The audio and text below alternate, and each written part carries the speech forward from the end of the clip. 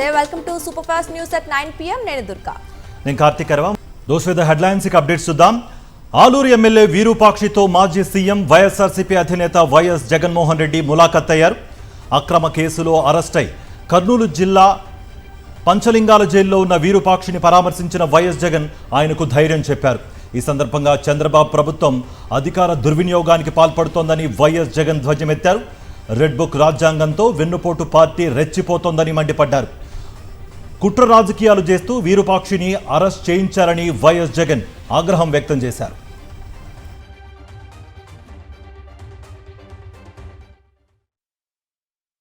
అధికార దుర్వినియోగం అన్నది ఏ స్థాయిలో ఉంది అన్నది చెప్పడానికి విరూపాక్షన్న ఉదాహరణే ఒక ప్రస్ఫుటమైన ఎగ్జాంపుల్గా హిస్టరీలో ఎప్పటికీ నిలబడిపోతుంది రెడ్ బుక్ రాజ్యాంగంతో వెన్నుపోటు పార్టీ పాలనలో ఆ వెన్నుపోటు పార్టీ నాయకుడు రచించిన కుట్ర రాజకీయాలు ఈరోజు మనం చూస్తూ ఉన్నాం విరూపాక్షన్న అరెస్టు అన్యాయంగా ఆయనను జైలుకు పంపడం ఈ రెండు కూడా రెడ్ బుక్ రాజ్యాంగం రాష్ట్రంలో ఎలా అమలవుతా ఉంది అని చెప్పి అద్దం పడతాయి ఈ వెన్నుపోటు పార్టీ పాలనలో కర్నూలు జిల్లాలో కూటమి సర్కార్ రెడ్ బుక్ అరాచకం అమలు చేసింది మాజీ సీఎం వైఎస్ జగన్ అవమానించేందుకు కుట్రలు పన్నింది కావాలని గ్రిల్స్ వెనుక నిలబెట్టి ఫోటోలు తీశారు ఇదేమని అడిగితే అలా చేయమని వాళ్లకు పైనుంచి ఆదేశాలు వచ్చాయన్నారు చంద్రబాబుది సాడిస్ట్ మెంటాలిటీ అని మండిపడ్డారు మాజీ సీఎం వైఎస్ జగన్ మాజీ సీఎం అని కూడా చూడకుండా అవమానించారని ఆగ్రహం వ్యక్తం చేశారు వైఎస్ జగన్ ఈరోజు ఎంత దయనీయమైన పరిస్థితిలో ఎంత హేయమైన పరిస్థితిలో ఈ వెన్నుపోటు పార్టీ పాలనలో ఇవాళ పాలన జరుగుతూ ఉందని చెప్పడానికి ఇంకొక ఎగ్జాంపుల్ చెప్తా ఇదే జైల్లోకి నేను పోయా విరూపాక్షన్న ఒక ఎమ్మెల్యేని అరెస్ట్ చేస్తే విరూపాక్షన్నను చూడడానికి నేను పోయా ఒక మాజీ ముఖ్యమంత్రిని నేను అవమానించడం కోసం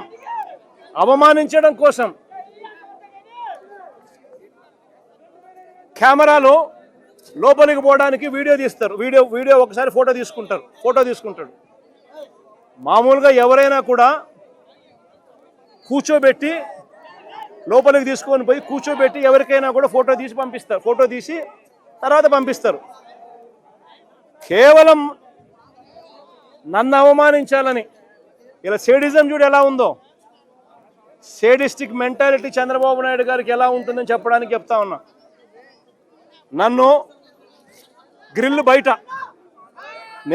నిలబెట్టించి గ్రిల్ బయటనే ఫోటో ఇలా తీస్తున్నారు నేను అడిగినా ఇది మామూలుగా అందరికీ ఇదే మాదిరిగానే తీస్తారా అని ఎందుకనంటే మా ప్రభుత్వ హయాంలో రిఫార్మ్స్ తీసుకొచ్చినాం పీపుల్ ఫ్రెండ్లీ పోలీస్ స్టేషన్ ఏర్పాటు చేసినాం పోలీస్ స్టేషన్కి ఎవడైనా వచ్చినా కంప్లైంట్ ఇవ్వడానికైనా కానీ ఇంకొకటికైనా కూడా కూర్చోబెట్టి కర్టసీ ఎక్స్టెండ్ చేసి చిక్కటి చిరునవ్వుతోనే కంప్లైంట్ తీసుకునే వ్యవస్థను మేము తీసుకొచ్చినాం పీపుల్ ఫ్రెండ్లీ పోలీస్ స్టేషన్ అని మేము తీసుకొస్తే ఇక్కడ అవమానించే కార్యక్రమం ఎవరికి మాదిరిగా చేయరంట నేను అడిగిన సూపరింటెండెంట్ను ఏమన్నా అందరికీ ఇదే మాదిరిగానే చేస్తారా అని లేదు సార్ అందరినీ మామూలుగా అయితే కూర్చోబెడతాము మీరు కాబట్టి నిలబెట్టించి మాదిరిగా చేయాలా అని చెప్పి ఆదేశాలు వచ్చినాయి సార్ అంటాడు ఏమి సేడిజం అంటే ఇది నేను చంద్రబాబు నాయుడు చెప్తా ఉన్నా రేపు పొద్దున ఎల్లకాలం మీ ప్రభుత్వమే ఉండదు చంద్రబాబు అని చెప్పి గట్టిగా చెప్తా ఉన్నా ఏదైతే మీరు ఇస్తున్నారో ఇవే రేపు పొద్దున పనులు అవుతాయి ఏదైతే తప్పుడు సాంప్రదాయాన్ని మీరు మొదలెడతా ఉన్నారో ఇవే రేపు పొద్దున రెండింతలై మీకు చుట్టుకుంటాయని చెప్పి చంద్రబాబు నాయుడు గారికి గట్టిగా వార్నింగ్ ఇస్తూ ఇవాళ చెప్తా ఉన్నాను నేను. అంతకుముందు అశేష జనవాహిని మధ్య కర్నూలులో మాజీ సీఎం వైఎస్ఆర్సీపీ అధినేత వైఎస్ జగన్మోహన్ రెడ్డి పర్యటన కొనసాగింది. కర్నూలు గడ్డపై వైఎస్ జగన్కు ఉన్న జనాదరణ ఏంటన్నది మరోసారి కనిపించింది. జగన్ వస్తున్నారన్న సమాచారం చాలు, ఎక్కడ చూసినా జనమే, అభిమానమే, పార్టీ శ్రేణుల ఉత్సాహమే. అడుగడుగునా జగన్కు ఘనస్వాగతం, దారి పొడవునా ప్రజల నీరాజనం. కర్నూలు మొత్తం జగన్ నామస్మరణతో మారుమ్రోగిపోయింది. వైఎస్ జగన్ వస్తున్నారంటే జనం ఎలా కదలి వస్తారో మరోసారి రుజువైంది. ఓర్వకల్లు విమానాశ్రయం నుంచి జగన్ కర్నూలు బయలుదేరినప్పటి నుంచి భారీగా ప్రజలు, వైఎస్ఆర్సీపీ కార్యకర్తలు, అభిమానులు రోడ్లపైకొచ్చారు. బళ్ళారి చౌరాస్తా దగ్గర అయితే జగన్ను చూసేందుకు జనసంద్రం కనిపించింది. జగన్ కాన్వాయ్ ముందుకు సాగుతున్న కొద్దీ అభిమానుల సందడి మరింత పెరిగింది. జగన్ ప్రజలకు అభివాదం చేస్తూ ముందుకు కదిలారు. తమ నాయకుడిని చూసిన అభిమానుల్లో ఉత్సాహం ఉరకలెత్తింది. వైఎస్ జగన్ను చూసేందుకు, ఆయనతో కరచాలనం చేసేందుకు పోటీ పడ్డారు జనం. దారి పొడవునా ఉన్న అశేష జనవాహిని అభివాదం చేస్తూ ముందుకు సాగారు వైఎస్ఆర్సీపీ అధినేత. సీఎం చంద్రబాబుకు షాక్ ఇచ్చారు డిప్యూటీ సీఎం పవన్ కళ్యాణ్. అమరావతిలో పలు అభివృద్ధి పనుల ప్రారంభోత్సవానికి దూరంగా ఉన్నారు పవన్. సీఎం చంద్రబాబు హాజరైన కార్యక్రమానికి పవన్ గైర్హాజరయ్యారు. ఈ రోజు ఉదయం విశాఖపట్నం వెళ్లిపోయారు పవన్ కళ్యాణ్. దీంతో పవన్ కళ్యాణ్ లేకుండానే అమరావతి స్టీల్ బ్రిడ్జ్, ఎమ్మెల్యేల క్వార్టర్లు, సీడ్ యాక్సిస్ రోడ్డును సీఎం చంద్రబాబు ప్రారంభించారు. ఇవాళ చంద్రబాబుతో కలిసి ప్రారంభోత్సవాల్లో పాల్గొనాల్సిందిగా నిన్న పవన్తో రాయబారానికి వెళ్లారు మంత్రి నారాయణ. ఆయన పట్టించుకోలేదు పవన్ కళ్యాణ్. క్వార్టర్ల నిర్మాణంలో భారీ అవినీతి ఆరోపణలు వస్తున్నాయి. భారీగా అంచనాలు పెంచేసి ప్రభుత్వం నిర్మాణం చేపట్టినట్లు తెలుస్తోంది. ఈ నేపథ్యంలోనే డిప్యూటీ సీఎం పవన్ ఈ కార్యక్రమానికి హాజరు కాకపోవడం చర్చనీయాంశంగా మారింది. అమరావతి అంశంపై మరోసారి స్పందించారు మాజీ మంత్రి పేర్ని నాని. కొన్ని ఛానల్స్కు డబ్బులిచ్చి ఏదో బద్దలైపోయిందని, అమరావతి కోసం ప్రమోషన్స్ చేసుకుంటున్నారని విమర్శించారు. 6 సంవత్సరాల పాటు ఓ అపార్ట్మెంట్ కట్టి ఎమ్మెల్యే క్వార్టర్స్ను గొప్పగా చూపిస్తున్నారని, వచ్చే అసెంబ్లీ సమావేశాల్లో ఎంతమంది ఎమ్మెల్యేలు అందులో ఉంటారో చూద్దామన్నారు. అమరావతి ఏదో బద్దలైపోయిందని చెప్పని చాలా ఛానల్స్కి డబ్బులు ఇచ్చి ప్రమోషన్ వీడియోస్ చేసుకుంటున్నారు. ఏం బద్దలైంది? 2015లో టెండర్లు పిలిచి 2018కి స్లాబులు అయిపోయినటువంటి, గోడలు కట్టేసేసి కిటికీలు పెట్టేసినటువంటి బిల్డింగుల్ని, అంటే అదొక 4 ఏళ్ళు, ఇదొక 2 ఏళ్ళు, 6 సంవత్సరాలు ఒక అపార్ట్మెంట్, 9 అంతస్తుల అపార్ట్మెంట్ కట్టి 6 సంవత్సరాలు ఎమ్మెల్యే క్వార్టర్స్, భూమి బద్దలైపోయింది 3500. ఒక ఎమ్మెల్యే ఎవడన్నా ఉంటాడా? చూద్దాం రేపు సెషన్కి ఎవడుంటాడో. ఇవాళ హ్యాండ్ ఓవర్ చేస్తా అంటున్నారు కదా, రేపు సెషన్ నుంచి ఆ ఎమ్మెల్యే క్వార్టర్లు ఎవడుంటాడు? అనకాపల్లిలోని పంచదార్ల కొండను పరిరక్షించాలని కేంద్రానికి విజ్ఞప్తి చేశారు వైఎస్ఆర్సీపీ పార్లమెంటరీ పార్టీ నేత వైవి సుబ్బారెడ్డి. అక్కడ మైనింగ్ వెంటనే నిలిపివేయాలని డిమాండ్ చేశారు. పంచదార్లను మైనింగ్ ఫ్రీ హెరిటేజ్ జోన్ గా ప్రకటించి పురావస్తు శాఖ పరిరక్షణలో ఉన్న ప్రాంతాన్ని పరిరక్షించాలని కేంద్రాన్ని కోరారు. మైన్స్ అండ్ మినరల్స్ సవరణ బిల్లుపై రాజ్యసభలో జరిగిన చర్చల్లో మాట్లాడారు MP YV Subba Reddy. I wish to bring to the House attention the grave situation unfolding at Panchadarla Hill in Sarvasiddhi Taluka, Visakhapatnam district, sir. The hill sits on immediate proximity to protected reserves of Andhra Pradesh heritage. The ISI, Archaeological Survey of India, protected Dodidipalu Buddhist archaeological site and the ancient Dharmalingeshwar Swami temple. The temple's very identity is bound to 5 perennial water streams that flow through its complex, that's called Panchadarla, sir. కేంద్ర విద్యాశాఖ మంత్రి ప్రహ్లాద్ జోషిని కలిశారు వైఎస్ఆర్సీపీ ఎంపీలు, ఎమ్మెల్సీలు. In service టీచర్లకు TET నుంచి మినహాయింపు ఇవ్వాలని కోరారు. ఇప్పటికే అర్హత పరీక్ష పాస్ అయిన ఉపాధ్యాయులకు మళ్లీ పరీక్షలు నిర్వహించడం సరికాదన్నారు. ఏపీ విద్యాశాఖ మంత్రి లోకేష్ కేంద్రంపై ఒత్తిడి తీసుకురావాలని డిమాండ్ చేశారు. టీచర్లు పడుతున్నటువంటి బాధలను చూస్తూ కూడా నిమ్మకి నీరెత్తినట్టు ఉండడం ఇది అత్యంత దారుణం. మా మద్దతుతోనే ఈరోజు కేంద్రంలో ప్రభుత్వం నడుస్తుంది అని చెప్పుకునే తెలుగుదేశం పార్టీ, దానికి సంబంధించినటువంటి ముఖ్య నాయకులు, ముఖ్యమంత్రి వర్యులు మాటికి ప్రతి నెల వస్తున్నారు. అలాగే విద్యాశాఖ మంత్రి వర్యులు ప్రతి నెల వస్తూనే ఉన్నారు. మరి ఎందుకు కేంద్ర ప్రభుత్వం మీద మీరు ఒత్తిడి తేవట్లేదు? ఏపీలో వైఎస్ఆర్సీపీ నేతలపై కక్ష సాధింపు చర్యలు కొనసాగుతున్నాయి. తిరువూరుకు చెందిన వైఎస్ఆర్సీపీ మైనార్టీ నేత జాకిర్ హుస్సేన్ కు మాచవరం పోలీసులు నోటీసులు జారీ చేశారు. ఇటీవల వైఎస్ఆర్సీపీ నేతలపై బోండా ఉమా చేసిన వ్యాఖ్యలను జాకిర్ హుస్సేన్ ఖండించారు. బోండా ఉమాపై తీవ్ర ఆగ్రహం వ్యక్తం చేశారు. ఈ క్రమంలో పలువురు ఆయనపై పోలీసులకు ఫిర్యాదు చేశారు. దీంతో తన వ్యాఖ్యలపై వివరణ ఇవ్వాలని పోలీసులు నోటీసులు ఇచ్చారు. రేపు మధ్యాహ్నం పోలీస్ స్టేషన్ కు రావాలని ఆదేశించారు. రాష్ట్ర ఎన్నికల కమిషనర్కు వైఎస్ఆర్సీపీ లేఖ రాసింది. నిజమైన ఓటర్లకు అన్యాయం జరగకుండా చూడాలని కోరింది.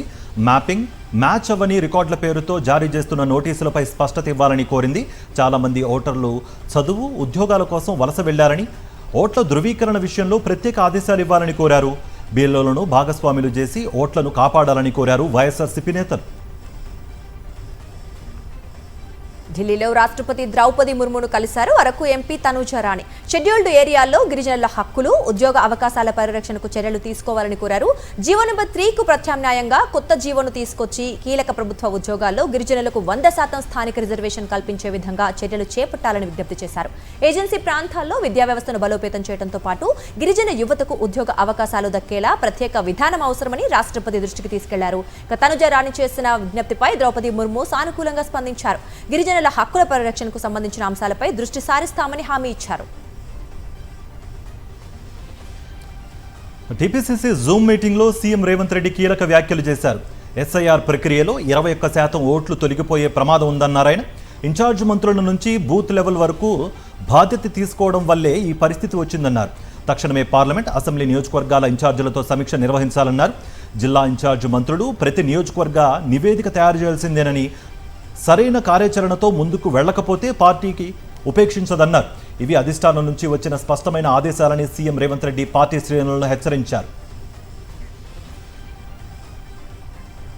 ఈ అంశానికి సంబంధించి మరింత సమాచారం మా ప్రతినిధి రాకేష్ అందిస్తారు. రాకేష్, రాష్ట్రంలో జరుగుతున్న విధానం పైన కాసేపు క్రితం టీపీసీసీ ముఖ్య నేతల సమావేశం జరిగింది. ఈ సమావేశంలో సీఎంతో పాటు ఇన్ఛార్జ్ మీనాక్షి నటరాజన్, అలాగే పీసీ చీఫ్ మహేష్ కుమార్ గౌడ్ తీవ్ర స్థాయిలో పార్టీ నేతలపైన అసహనం వ్యక్తం చేస్తారు. మొత్తం తెలంగాణలో 73 లక్షల ఓట్లు తొలగిపోయే ప్రమాదం ఉంది. అంటే దాదాపు తెలంగాణలో ఉన్న ఓట్ బ్యాంక్ లో 21% ఓట్లుగా ఇవి ఉంది. 21% ఓట్లు పోయాయంటే అది తెలంగాణ ప్రభుత్వం, దీంతో పాటు పార్టీ శ్రేణుల వ్యవహార శైలి కారణమంటే కూడా సీఎం రేవంత్ రెడ్డి ఆగ్రహం వ్యక్తం చేశారు. ముఖ్యంగా ఇన్ఛార్జి మంత్రులు సరైన తీరులో పనిచేయలేదు, బాధ్యతగా పనిచేయలేదు కాబట్టి ప్రస్తుతం పరిస్థితి నెలకొని ఉంది. ఇక్కడ నుంచి ఖచ్చితంగా ఇన్ఛార్జిల మంత్రులందరూ కూడా ఆయా జిల్లాకు సంబంధించిన నివేదికలు వీలైనంత తొందరగా సిద్ధం చేసి ఈ 21% ఓట్లకు సంబంధించి ఎందుకు పోయాయి, ఏంటనే వివరాలు వీలైనంత తొందరగా టీపీసీసీకి వివరాలు ఇవ్వాలంటూ కూడా ఆదేశాలు జారీ చేశారు. ఏఐసీసీ సూచన ప్రకారం స్పష్టమైన ఆదేశాలు జారీ చేస్తున్నాం. ఎట్టి పరిస్థితుల్లో ఎవరిని కూడా ఉపేక్షించాం.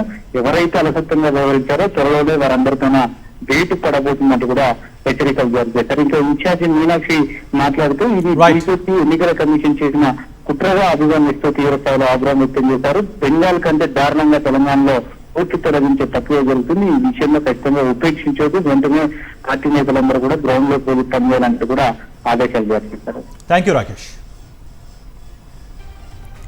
నల్సార్ యూనివర్సిటీ 2026 గ్రాడ్యుయేట్ల అడ్వకేట్ ఎన్రోల్మెంట్ పై బార్ కౌన్సిల్ ఆఫ్ ఇండియా ఇచ్చిన ఆదేశాలపై ఉత్కంఠ నెలకొంది.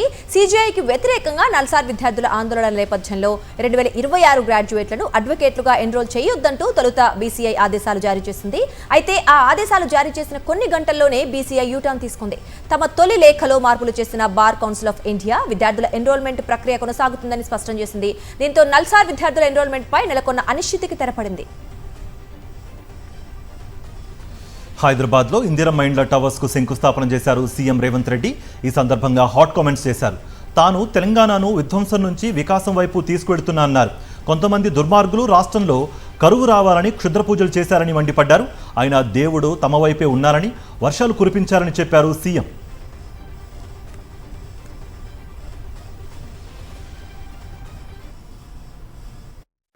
ఎలీనో వచ్చింది, మొత్తం ఎక్కడికక్కడ ఎండిపోతుంది అన్నారు.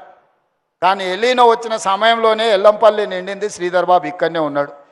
హైదరాబాద్కి తాగునీటి సమస్య లేకుండా దేవుడే వానలు కురిపించాడు. కొంతమంది మాత్రం కర్ణాటక, తమిళనాడు పోయి అఘోర పూజలు చేసిరు. కరువు రావాలి, జనాలు చచ్చిపోవాలి, ఈ ప్రభుత్వం బద్నాం కావాలని. ఇట్లాంటి దుర్మార్గులు కూడా ఉన్నాడు. ఎంత ఘోరంగా అఘోర పూజలు చేసినా దేవుడు వాళ్ళ దిక్కు లేడు, దేవుడు మన దిక్కు ఉన్నాడు. ఎందుకంటే మన సంకల్పం మంచిది. తాను డబ్బులకు అమ్ముడుపోయే వ్యక్తిని కాదని అన్నారు ఎమ్మెల్యే పోచారం శ్రీనివాసరెడ్డి. తనకు ఎలాంటి స్వార్థమూ లేదని చెప్పారు. బుద్ధిహీనులు తనకు స్వార్థం ఉందని మాట్లాడుతున్నారని ఫైర్ అయ్యారు. అభివృద్ధి కోసమే ముఖ్యమంత్రికి మద్దతు తెలిపారని వెల్లడించారు. కామారెడ్డి జిల్లా జాకూర గ్రామంలో ఆయన పర్యటించారు. పలు అభివృద్ధి పనులను ప్రారంభించారు.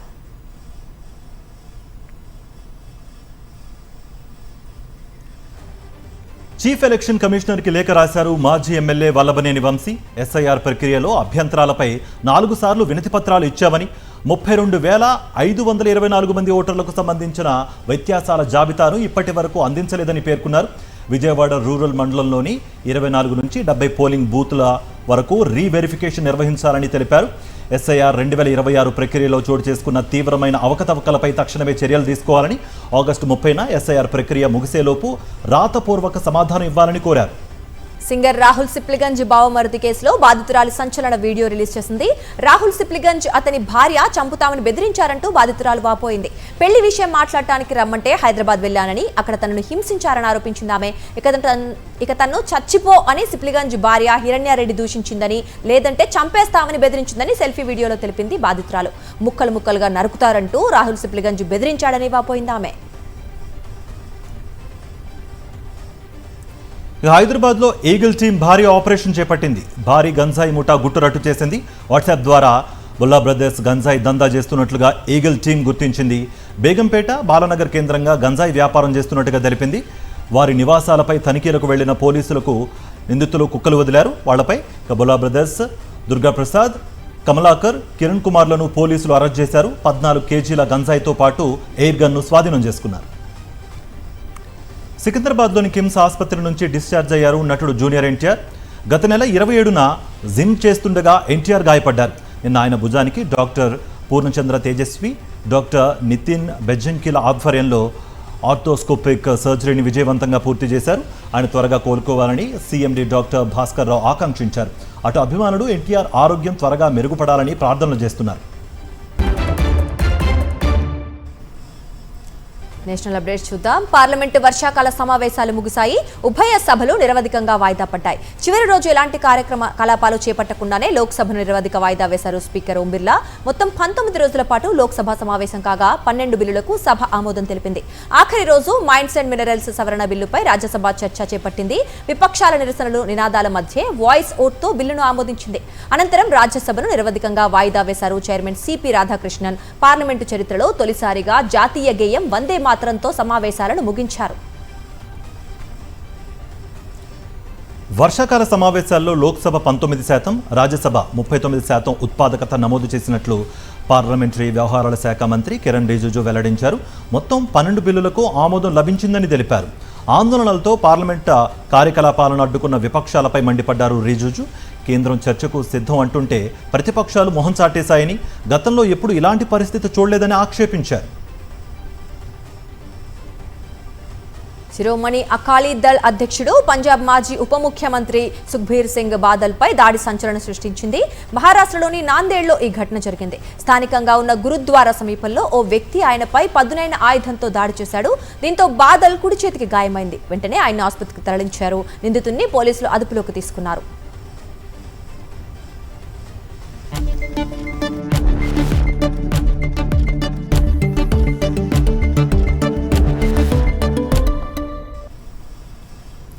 Let's dive into business briefs. దేశీయ స్టాక్ మార్కెట్లు వరుసగా 3వ రోజు నష్టాలతో ముగిశాయి.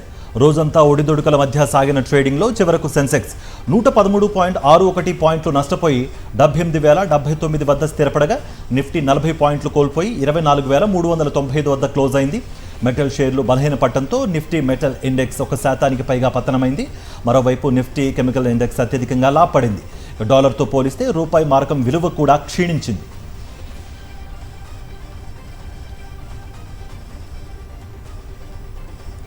బంగారం ధరలు వరుసగా 3వ రోజు పెరిగాయి. శ్రావణ మాసం ప్రారంభం కావటం అంతర్జాతీయ మార్కెట్లో పరిణామాలు పసిడి ధరలపై ప్రభావం చూపుతున్నాయి. తెలుగు రాష్ట్రాల్లో 24 క్యారెట్ల 10 గ్రాముల బంగారం ధర 1,55,130కి చేరగా, 22 క్యారెట్ల బంగారం ధర 1,42,200గా ఉంది. ఇక 24 క్యారెట్ల బంగారం ధర ఇవాళ 270, 22 క్యారెట్ల ధర 250 పెరిగింది.